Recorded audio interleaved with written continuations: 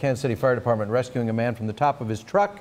This was in Minor Park. So just south of Red Bridge Road and Blue River. He said he was stuck for about an hour there. 41 Action News reporter Charlie Keegan caught up with him after he made it safely to land. Listen to this. He says he only had a flashlight in his car to try to get help.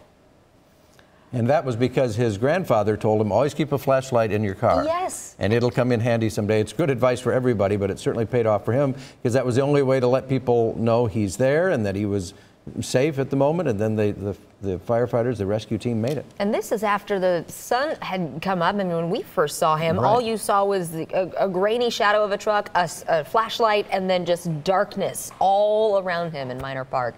So glad to hear he is safe.